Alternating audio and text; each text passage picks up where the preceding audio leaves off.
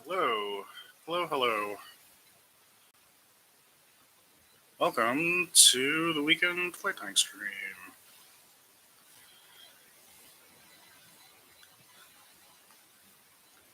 Welcome.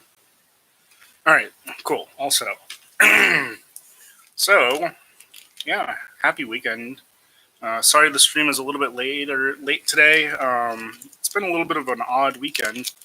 Uh, as most of you probably know by now, I'm getting my master's of public health back in school. So this is midterm week for me, and taking midterms, studying, working on my internship.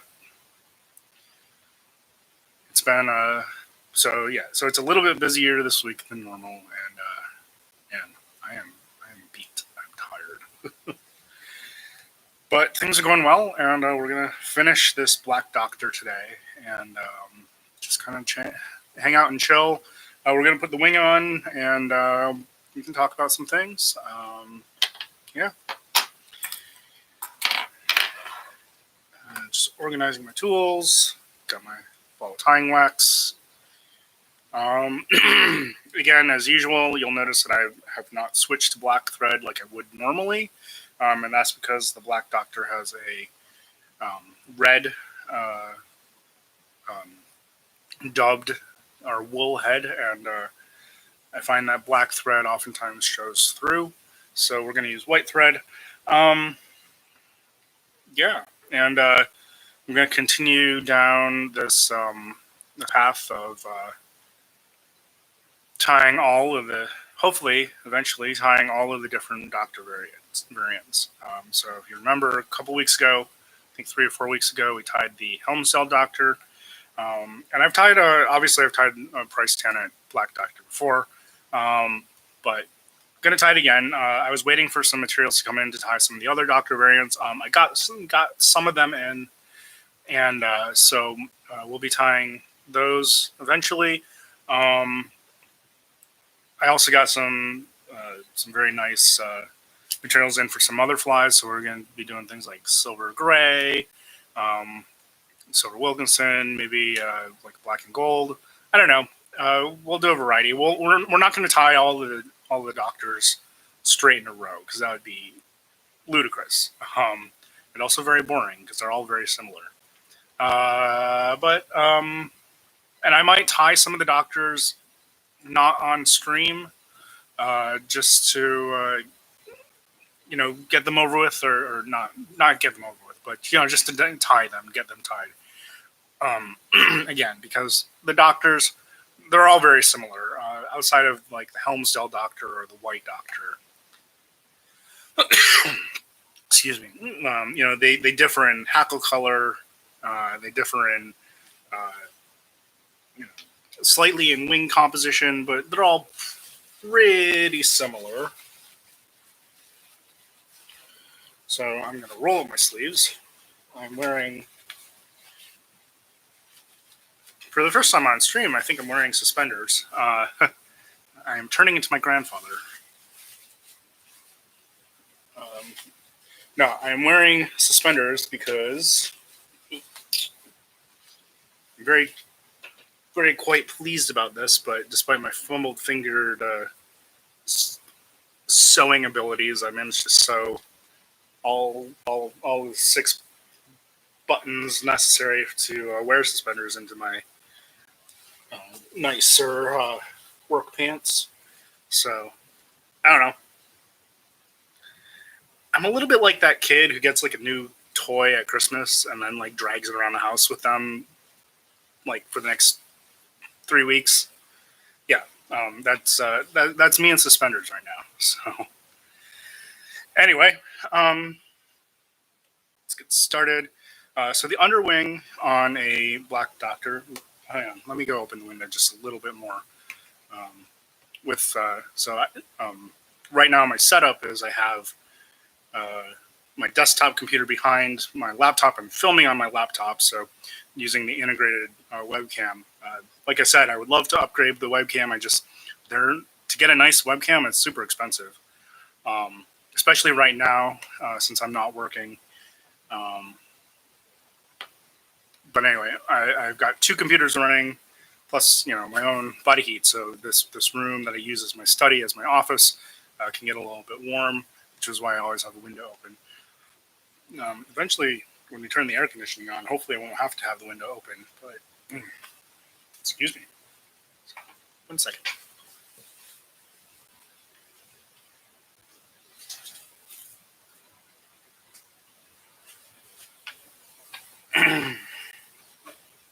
All right. So we've tied a black doctor before. I won't talk through a lot of things. There'll be a few points where I want to make the point again. But we'll just tie, and if something comes to mind, we'll talk about it.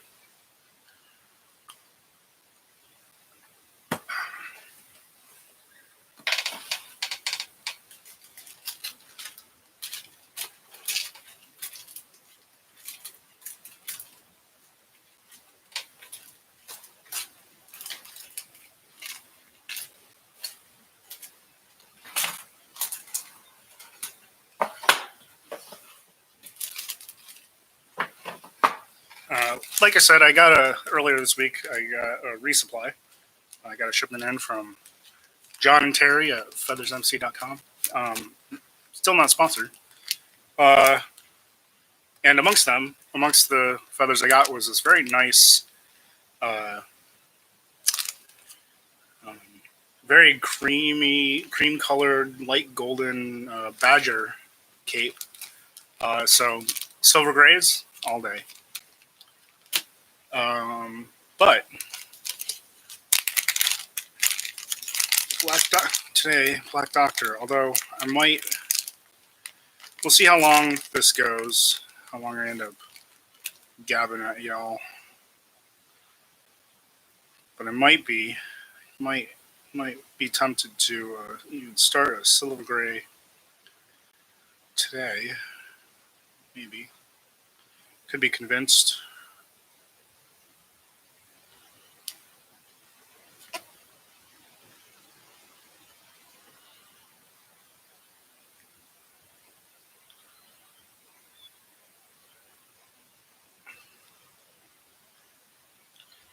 All right, so the underwing calls for golden pheasant in strips. So I'm just going to take a couple of strips of the golden pheasant tippet, tie them in.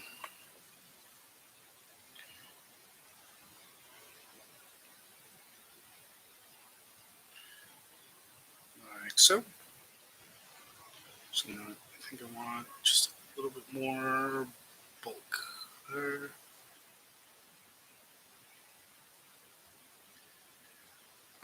And it's okay if they don't stay in as like slips because they're about to get buried by everything else. Then around that, we want some golden pheasant tail because it doesn't need to be terribly long since it's in the underwing. I'm going to use my Am Gold, which is kind of running out of the longer fibers here.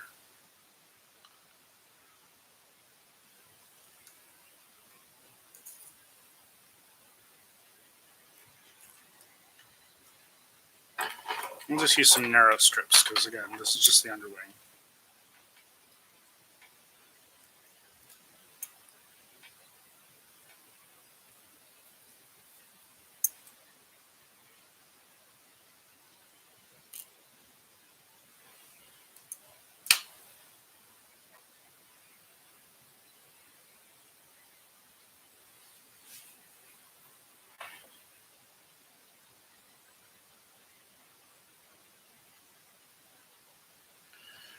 These on either side of the...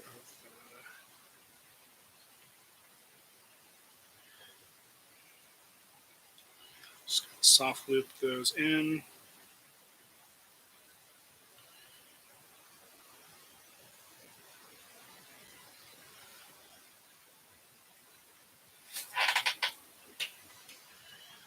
Okay.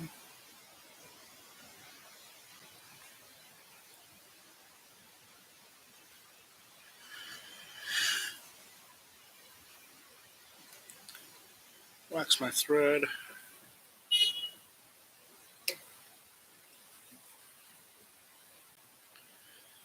One turn, just to hold it in place.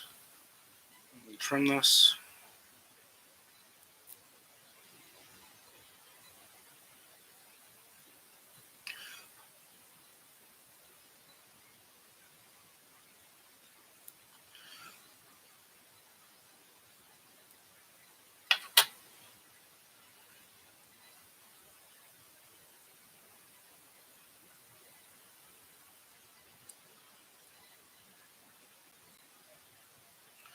All right, so that's a nice slim underwing. Now I'm going to start building the wing on top.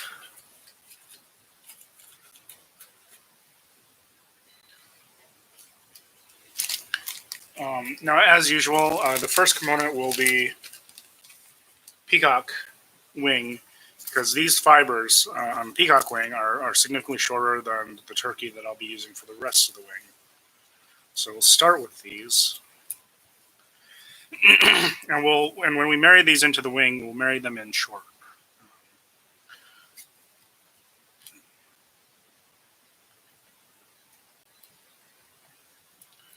I actually want to take from this upper portion. And I think the wing has like 7 components, and this is only a 3/0 hooks. So I think we'll do pretty much just two fibers of each thing. Probably do 3 of the speckled bustard.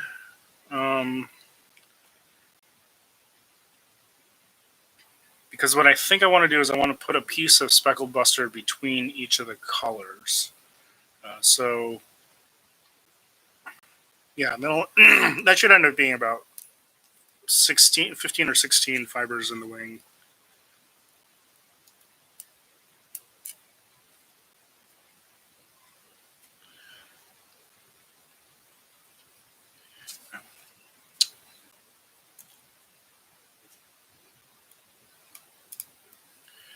And as usual, we'll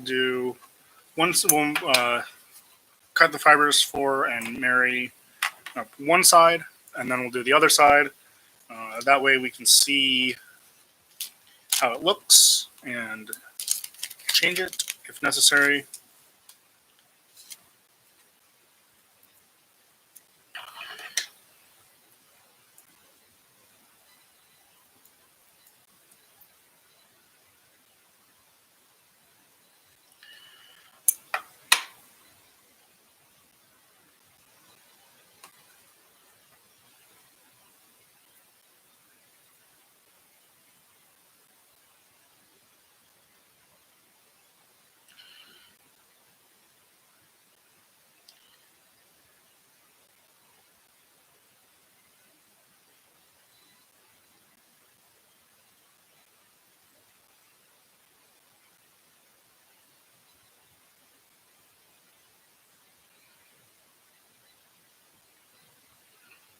So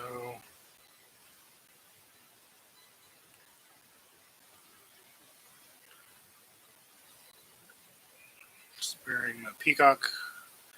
Y'all, and actually, because this is just a 3/0 hook, the peacock's actually fairly long. It's only going to be about maybe a 1/4 of an inch short in the wing compared to the other components. So that's not too bad. Some very nice speckled bustard, courtesy of the Species Survival Program.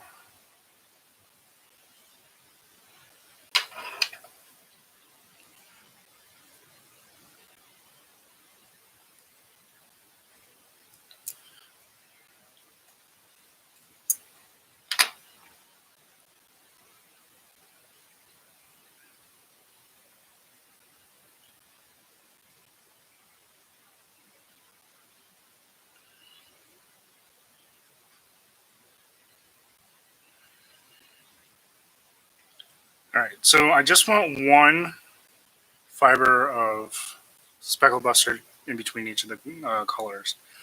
And to do that, I cut out three. Actually, my plan is to do one between the yellow and the red, and then two between the red and the blue. And that's just because the red and blue are darker colors, so they need a little bit more. They'll have a little bit more power, so they'll need a little bit more. The speckled buster will need to be a little bit more robust to show up in between them. Now, to do this, I've actually married all three of the speckled buster fibers to the beginning of this wing, and then what I'll do is I'll take my bodkin, I'll gently peel off the two. Now, the reason why I do this is because if I were to try and marry in just a single fiber, that's really, really fiddly. But by marrying all three into the wing, it gives me a little bit more of a handle to marry it in, and then I can just peel away what I don't want.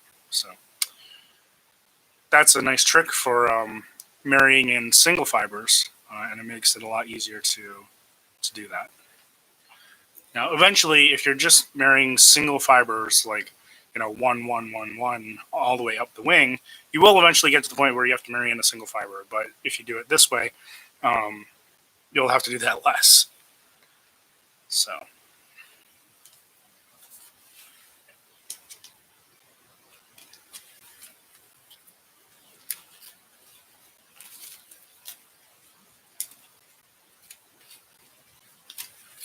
All right.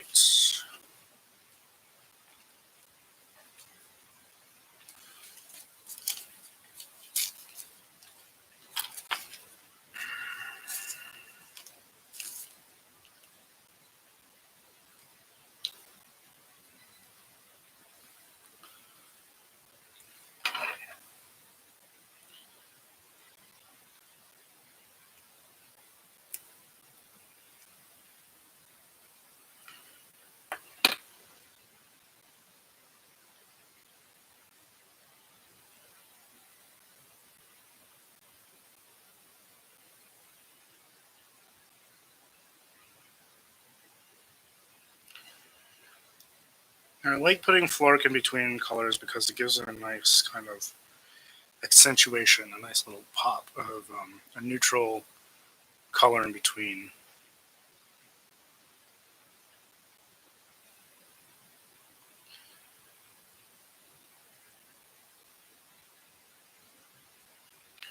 All right.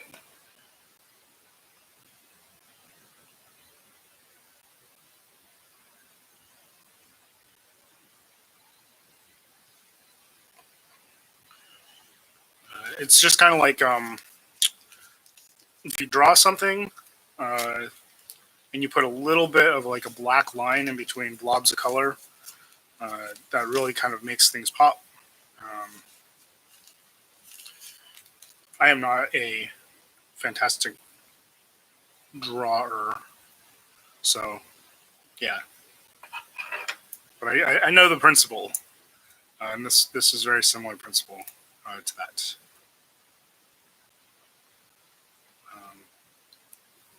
If anything, I know the principle from building and painting models, model airplanes and model tanks and.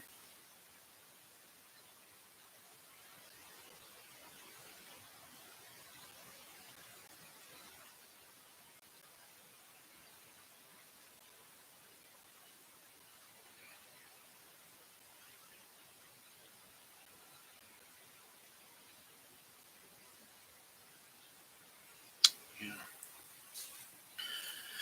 Hey, I messed that one up.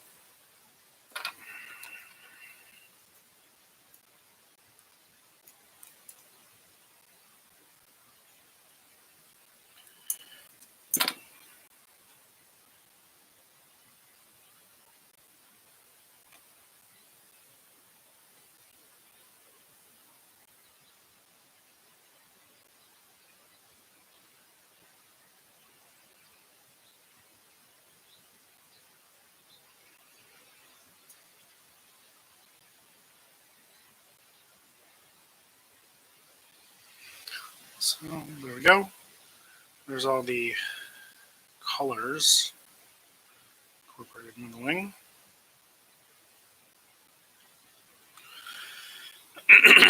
Along with the speckled bustard.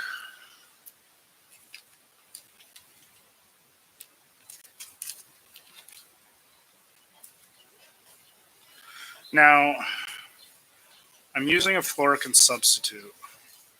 I'm a little concerned that it's too close to what I'm using as my white speckled turkey. So we'll have to see how this looks in the wing. I may change it out, or I may even switch to using proper fluorocarbon, but I'm trying to save that a little bit.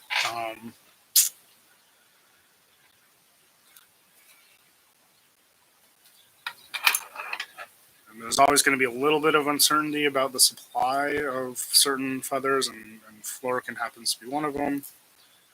But I think just to make the point that that they're different patterns, I'm going to use slightly more fiber. So I think I'll use 3 of each of these different turkeys, just to make sure that they look different in the wing.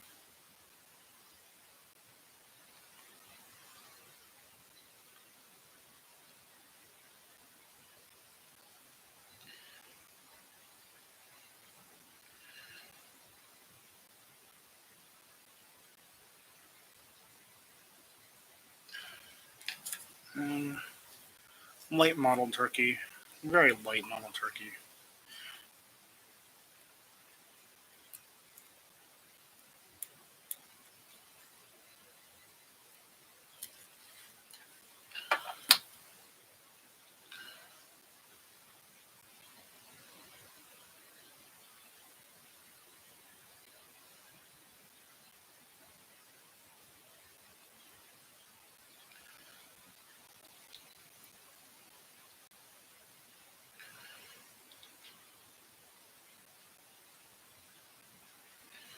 Right, so that is not. It's not quite as bad as I thought it was going to be. You can definitely tell that they're different patterns, but from like arm's length, you definitely kind of be a little bit hard pressed. So there you can see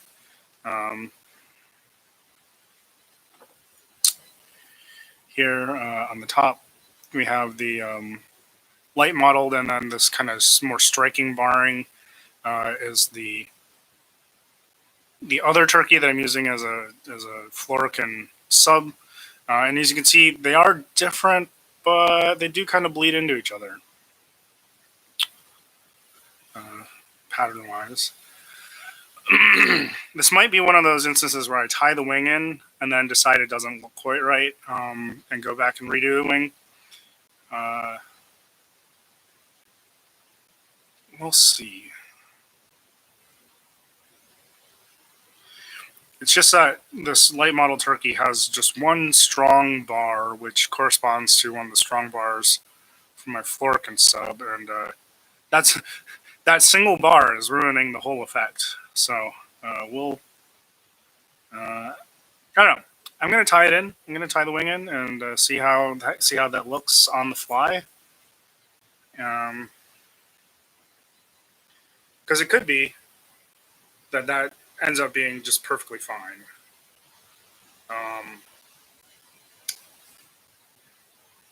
So let's try it. Let's roll with it, and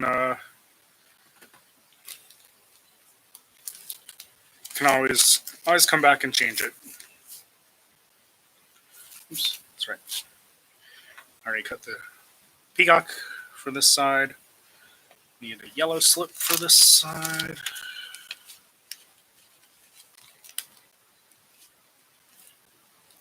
It's very beautiful golden yellow turkey from John.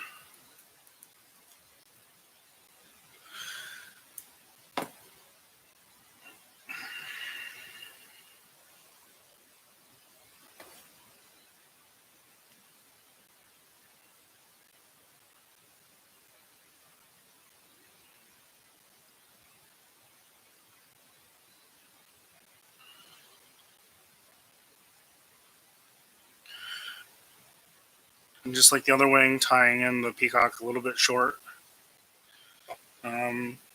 Like I said, this is a 3/0 hook, so I might not need to do it so much, but I just want to make sure I have enough of the peacock that I can tie it in securely. So that's part of the wing.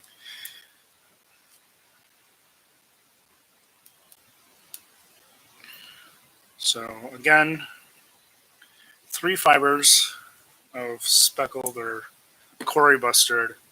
I'm going to marry all 3 to the wing.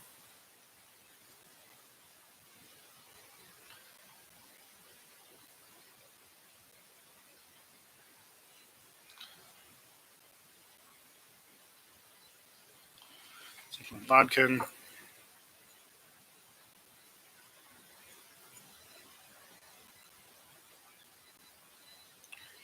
Peel 2 off.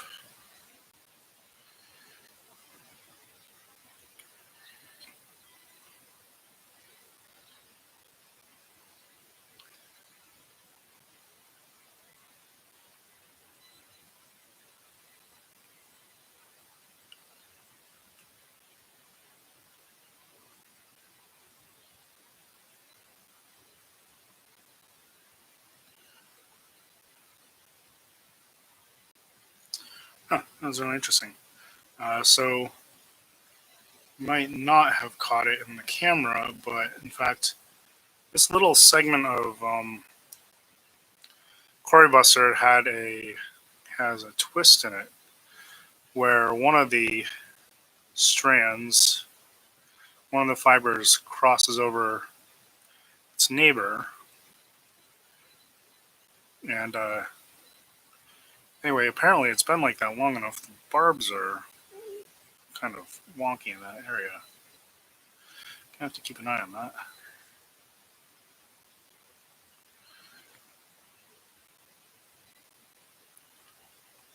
Mm-hmm. All right. Let's see. I need red.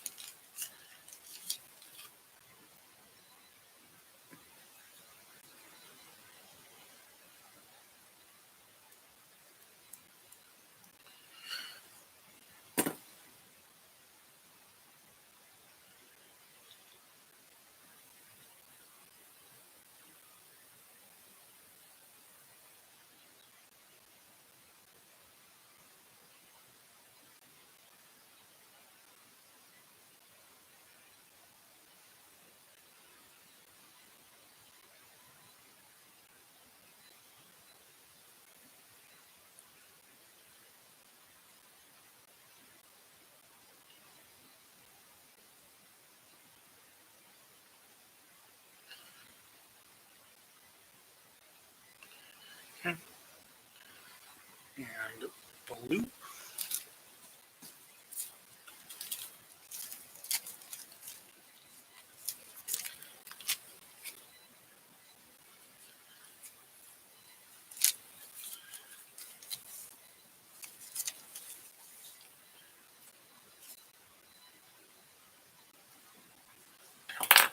Kind of running out of blue here.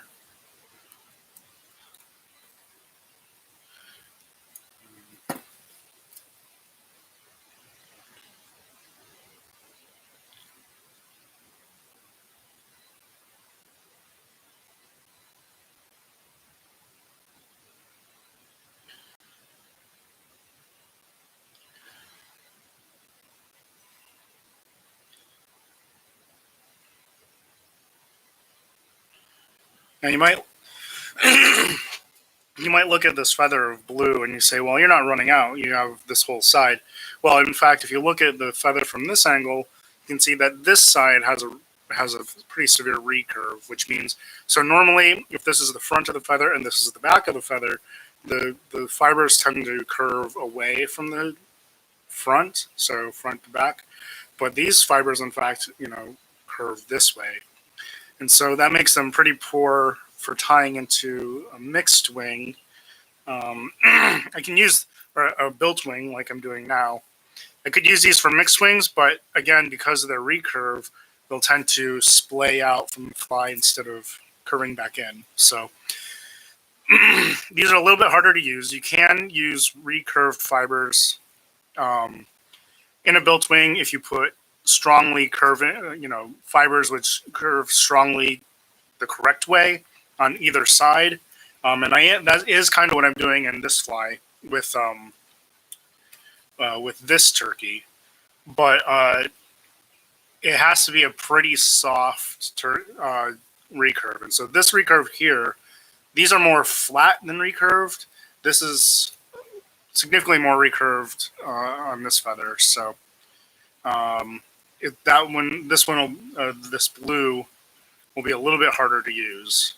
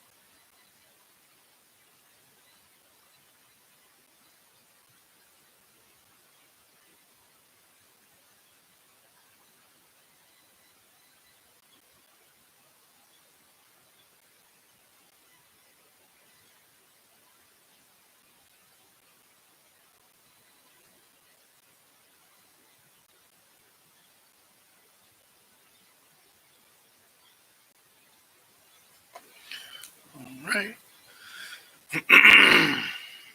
And stuff.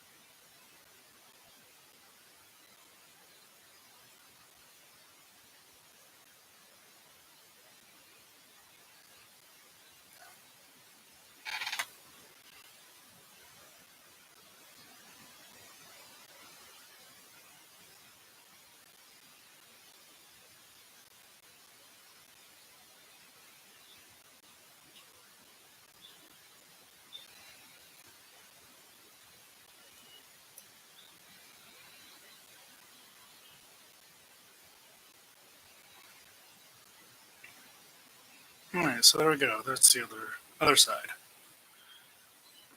I'm just gonna trim the butts just so that they're all all the butts end up similar length on both wings.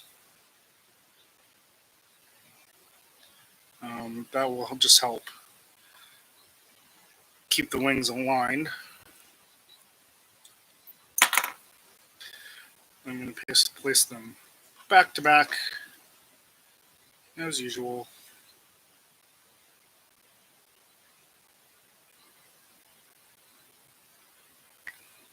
Hmm.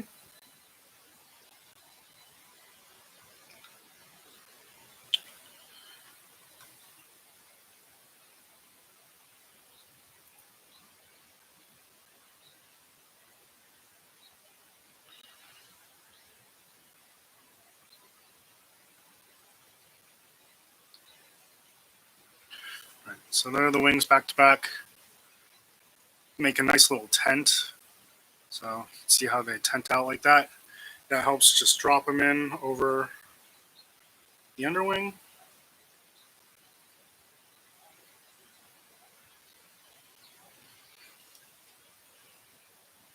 A little bit of saliva.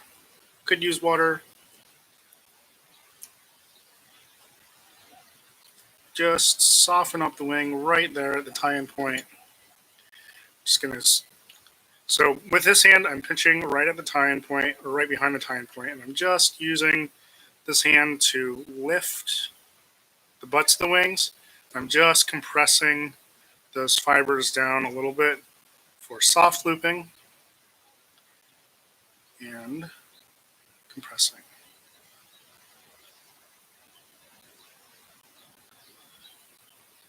Pull tight. Another wrap.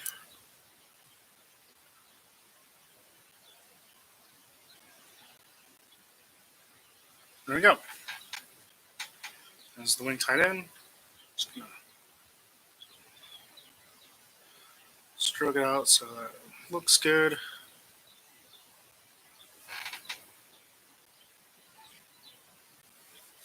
There we go. Just want to change that angle a little bit, so I'm going to lift up in the front. Stroke the fibers flat.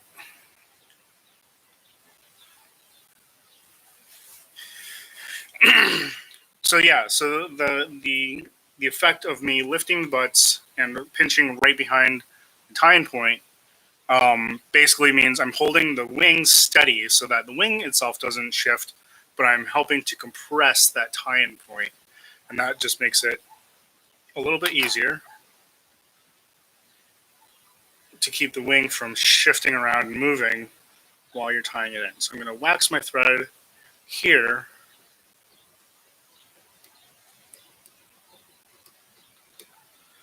Gently. Now I'm going to pinch the tie-in point while I trim. Because again, trimming can exert a little bit of force on the wing, and I don't want the wing to shift at this point. So I'm going to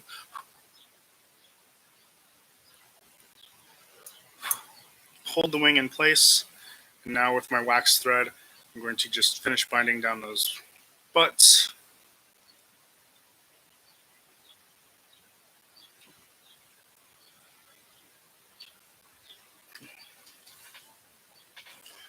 There we go. That is a nicely set wing. And I will say, once on the fly, the wing looks pretty good. I think the barring on the turkey that I'm using as my Florican substitute is sufficiently bold, sufficiently different from the model turkey. The light model turkey that it is distinguishable. And besides, to be honest, the light model turkey is going to get covered up by some bronze mallard, so that's going to be less of an issue. All right, I'm just going to clean up my mess a little bit, get the turkey out of the way, give myself some space to work, and we'll get at the rest of the wing shortly. I really hope everybody is staying healthy and safe with everything that's going on. Like I said, I'm getting my degree in public health, and I work in public health, volunteer with my local health department, and I'm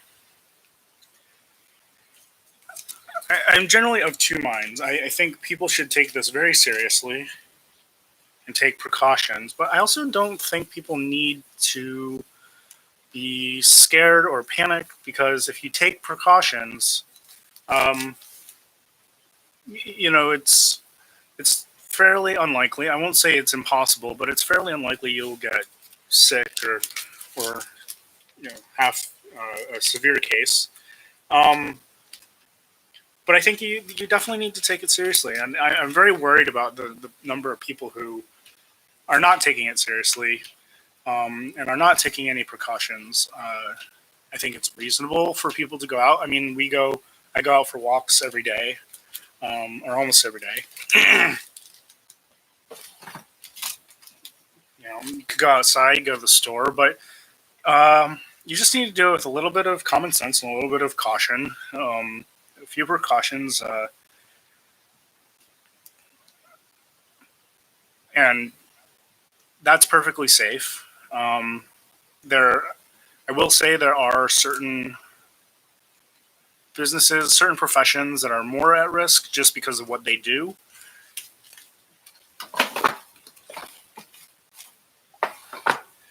Kind of a great one is hairstylists, barbers, because they come in contact with so many different customers. Even if they're taking precautions, they're still at a higher risk than the general population, than the rest of the public. But uh, it, you can take precautions and definitely be safe. You can go out and do things. You just got to be a little smart about it. And the thing that makes me a little bit worried is I see a lot of people not being smart about it. So like I say, be safe, make healthy choices, because you're not just making healthy choices for yourself, but you're also making health choices which affect the health of other people. Uh, so anyway, that's my rant. Because I work in public health, and I'm going to be I'm an epidemiologist in training, but I work in public health right now, and it's really important, because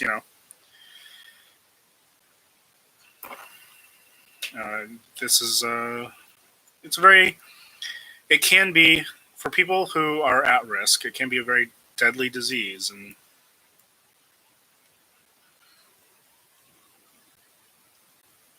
the thing is even healthy people can pass the virus on to other people. So you might not have any symptoms, but you can still be infected, and you can still be passing the virus on to other people. And that's really kind of the scary part of it. So just be careful, use some common sense, and just think about other people. When you go out. Now, I'm sure most of my audience is already doing that, but yeah,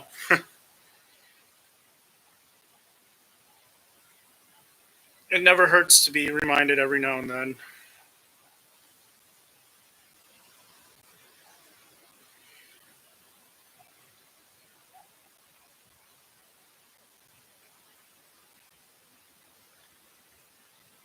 Okay, so this thing has duck sides, both teal and summer duck. So as usual, we're going to attach these, by going one side and then the other, and then reversing our thread.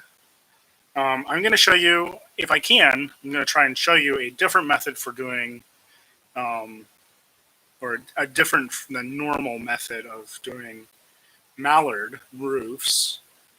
Um, One of the first methods for doing mallard roofs I learned is the tent method, and I don't think I've ever shown that on my live stream. So I'm going to do hopefully I'm going to attempt. It doesn't always work, but I'm going to attempt a tent method mallard roof. I just dropped a feather that I want to keep. Oh wait, no, never mind. It's right here. Silly me. Okay.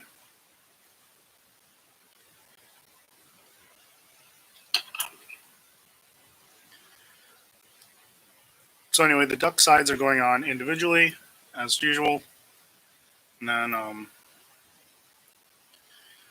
as you notice, I reversed my thread in between.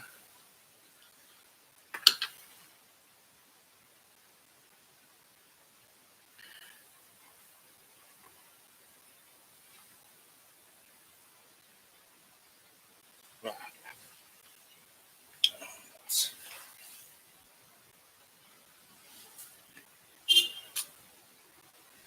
man, it's one bad thing about having carpet.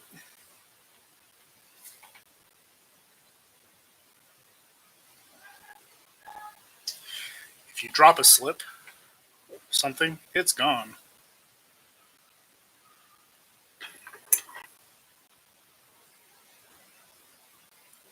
Just cut a new one.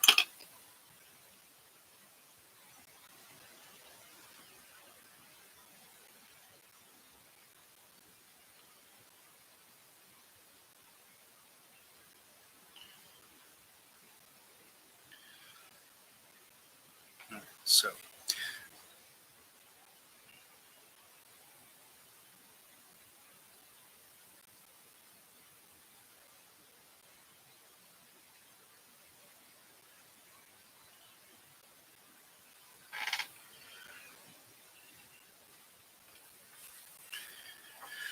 and these away.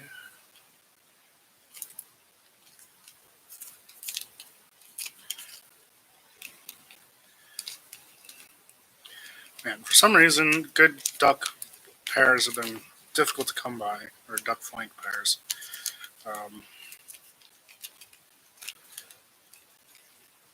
Particularly the wood duck. So if any of you are hunters and hunt wood ducks, one, please take me with you. Duck hunting, waterfowl hunting in general has been something I've wanted to try. I really enjoy going turkey hunting, although I haven't been able to go turkey hunting in the past couple of years. I really enjoy turkey hunting because it's interactive, right? So you call the turkey, you get a reply, hopefully, and I think that's a lot of fun. And in some ways, calling ducks over decoy seems to be a similar experience. Um, so, uh, yeah, duck hunting is, or waterfowl hunting in general is definitely something that is on my to-do list.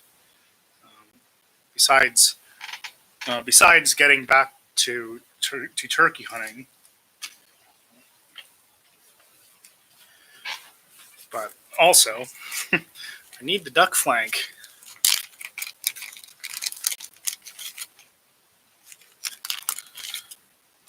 So, uh, yes, the tent method of bronze mallard roof making. Um, it is the probably, well, in my opinion, and strictly in my opinion, the tent method of mallard roof making, when it works, I think yields the best looking mallard roofs. Um,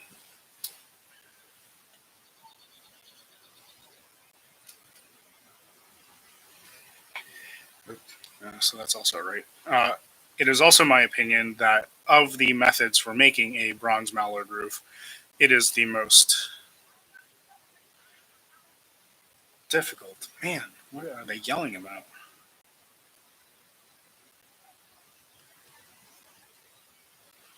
All right. One of the things that makes it somewhat more difficult is you have to select your materials just right. So essentially, so this mallard plank is fairly cut up, but I actually want to take, and even though it's supposed to be bronze, you actually want for this method to have a lot of this gray. And that's because essentially what you're doing is you're taking a left and a right, or I guess in your case, a little left and right, and you're going to pseudo um, marry them. They will kind of marry along the top, and so you want to marry them along the top. But the challenge is that the bronzed part, so the part of the feather that is actually colored bronze, doesn't marry very well. So you want more of this gray. So I'm going to cut a little bit more.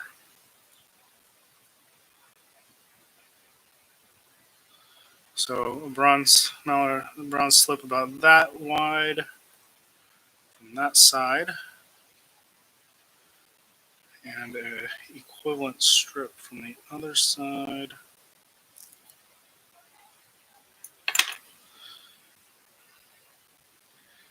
And then what you're basically going to do is you're going to take them. They are not the same width. Let me just take a.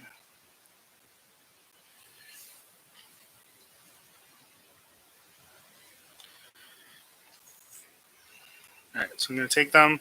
So you can see I have a right and a left. I'm going to take them, put them top to top, like so.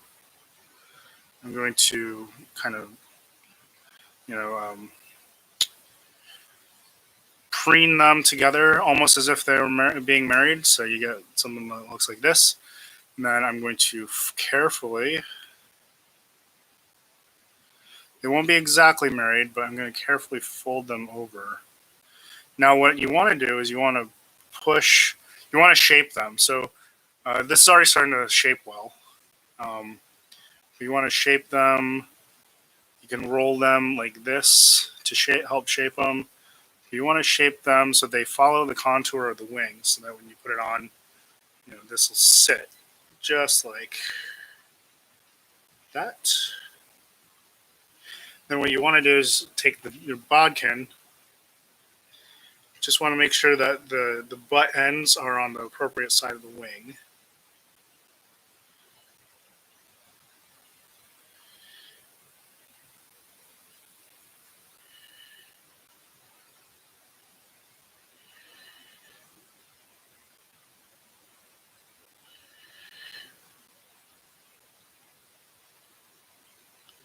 Nope. So I kind of cocked that one up.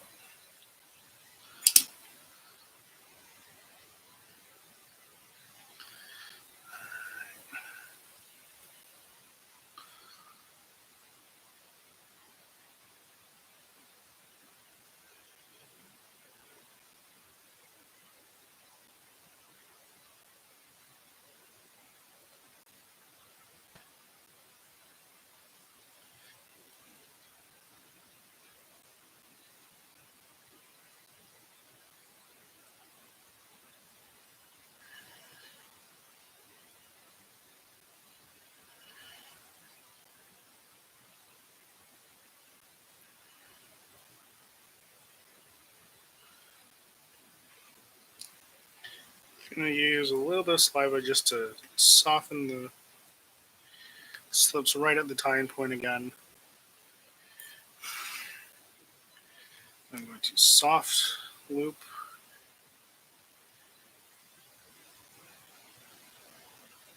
And hopefully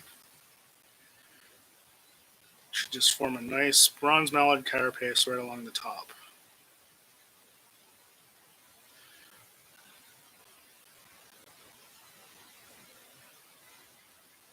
A couple wraps to secure. And just a little bit of extra printing.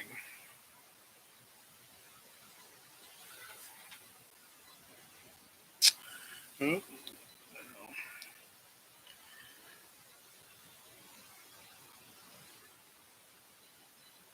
Now, yeah, so this method is very difficult. If you don't have the slips just right, and sides are slipping up just a little bit, so.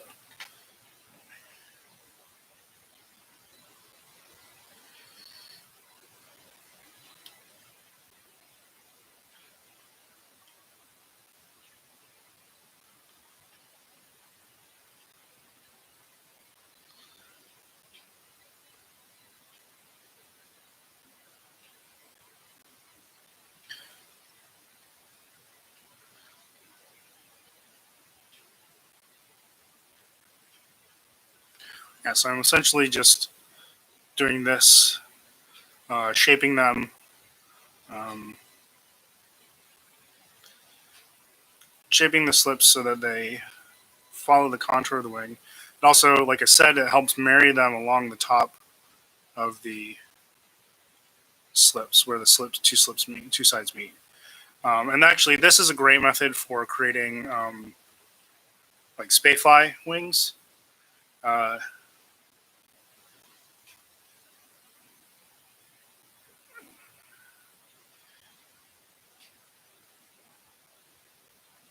let's try it again.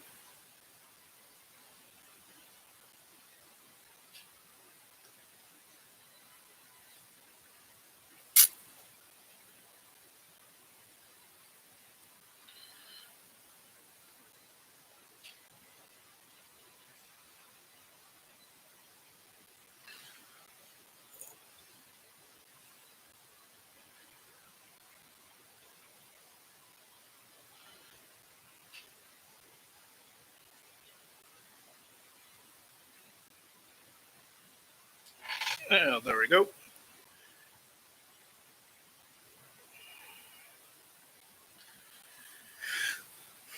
So again, it's one of the more fiddly methods to do a bronze mallard roof. Um, but as you can see, this bronze mallard roof is very nicely sitting atop this wing. So it when it works great. It is somewhat fiddly to do, uh, and um, the the method of tying in one side and then the other is works perfectly well. There's nothing wrong with that, and in my opinion, it produces a more it's okay. It produces an easier result. I think tying in one side and the other produces a less consistent result, um, because when this works consistently well. Uh,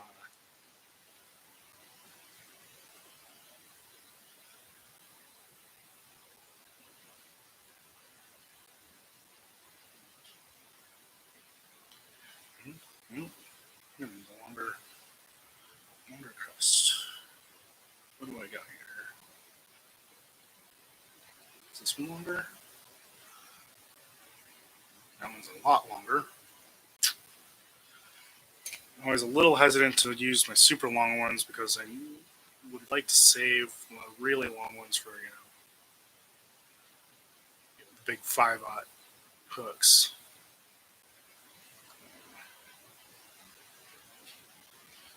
I think this one's probably a little short.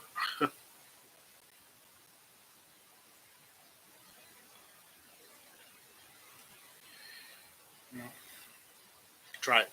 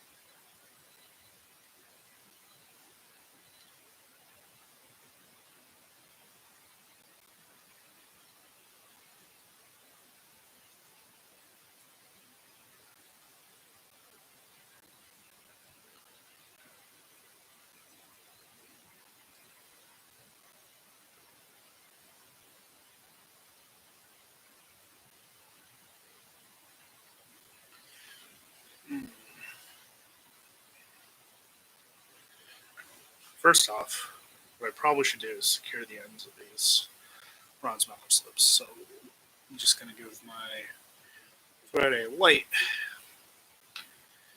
waxing, and then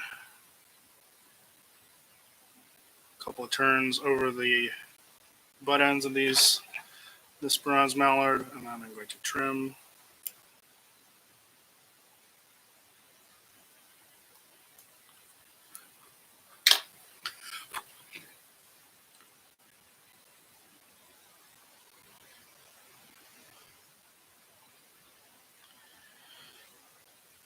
Okay, and we're going to find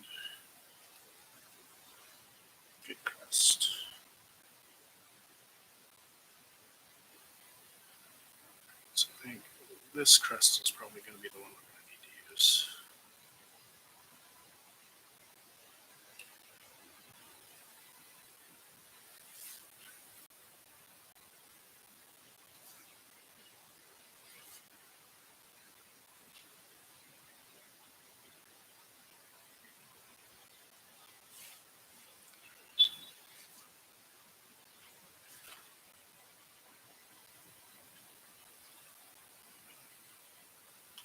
Not trying to get the top crest to meet the tail. Not the style I'm going for on this one.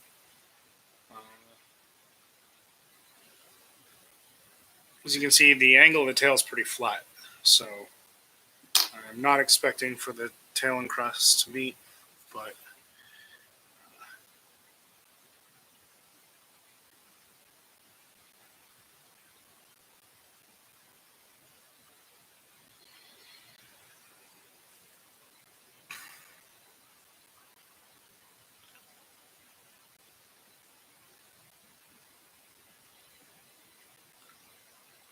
this crest sits.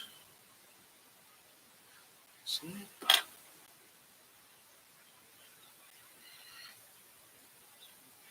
Just flattening the tie-in area.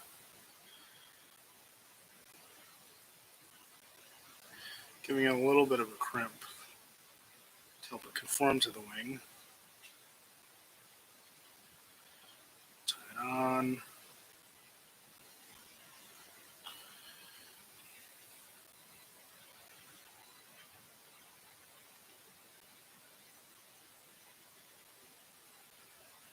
So,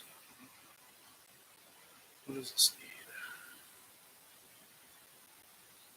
If you need to, you can use your thumbnail to just do a little bit of light shaping just to aid the curvature. All I'm doing is using my thumb just ever so slightly to flatten the stem.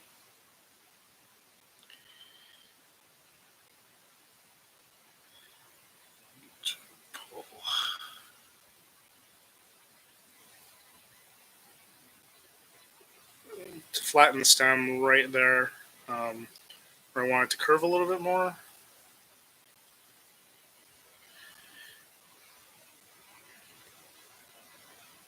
And that just helps it.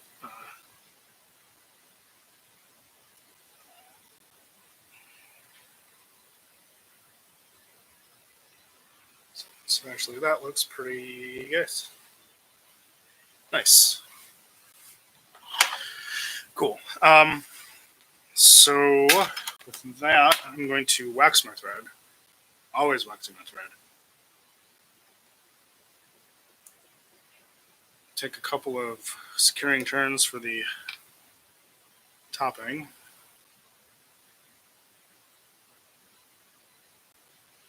Don't want that to move anywhere.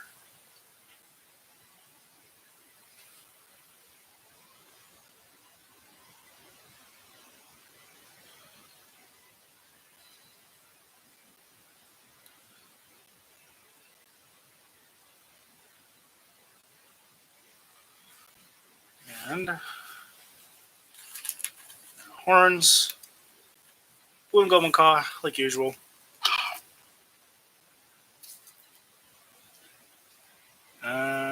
Actually, no, I think about it.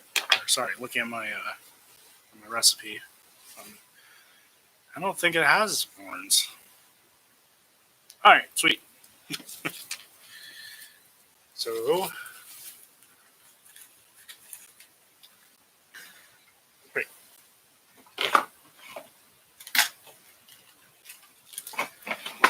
Calls for a red wool head. I don't have any red wool, but I do have this really great mohair. This stuff is dyed by Bill Bailey. Beautiful colors. He also has pig's wool, which is a rare commodity. So I'm just going to trim this.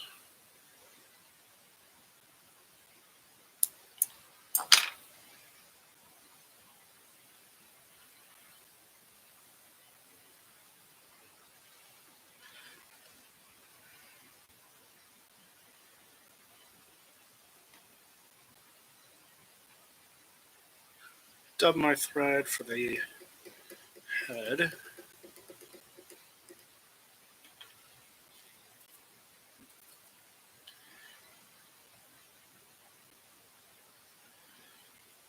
I need all of this dubbing. Just put away a little extra. Dub it.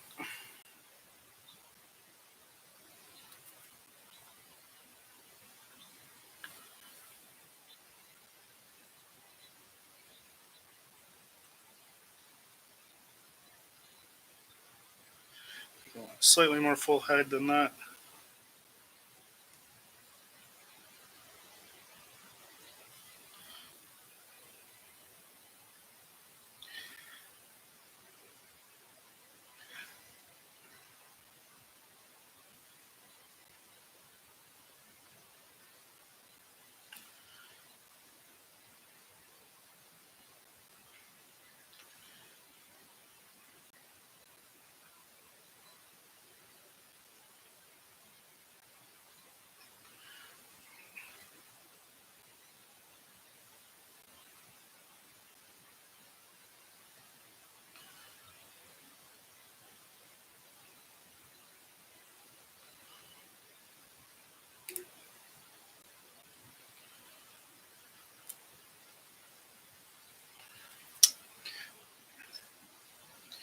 So that's a little too much. I really hope one of the takeaways I want people to get from watching me tie is that, you know, salmon flies aren't, they don't have to be difficult, and you don't have to be perfect the first time. So, you know, if you don't like something about your fly, you can always go back and correct it. That was a really important lesson for me to learn when I started tying flies.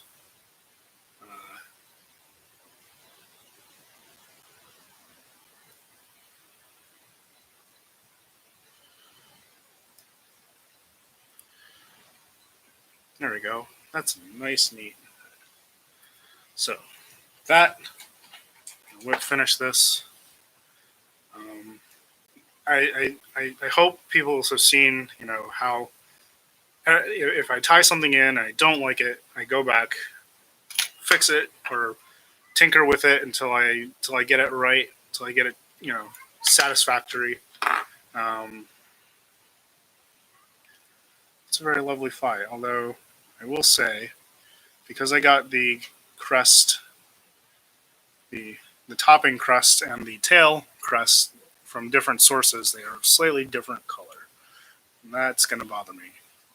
But overall, this is a very nice shaped fly. I like it. I like its flow. Let's throw it out a little bit more. I like the wing, actually. I like the wing a lot more than I thought I would. Again, because the two turkeys that I used in it were so close and similar. Let's just put a little bit of head cement on. And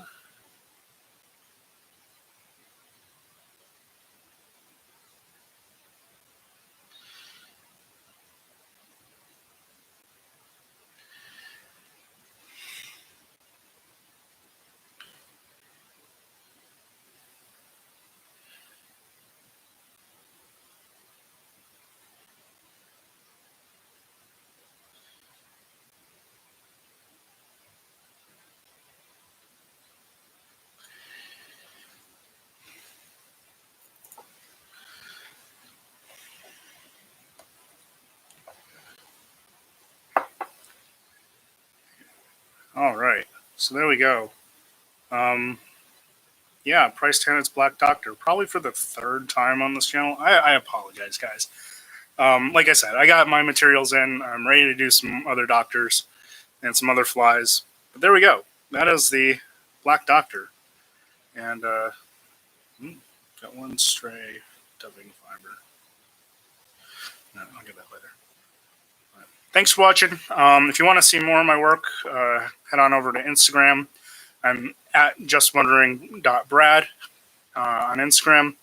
If you want to support the channel or purchase a fly that you've seen me tie, you can head on over to my Etsy shop, Studio1213 on Etsy. All the proceeds, all the monies I get from my Etsy shop go back to improving the channel, purchasing materials, buying new technology so that the stream is better. Like I said, I would love to do a how-to video series. I just don't have a good camera for it. But yeah, thanks for watching. Have a great weekend. Stay safe. Stay healthy. Ugh.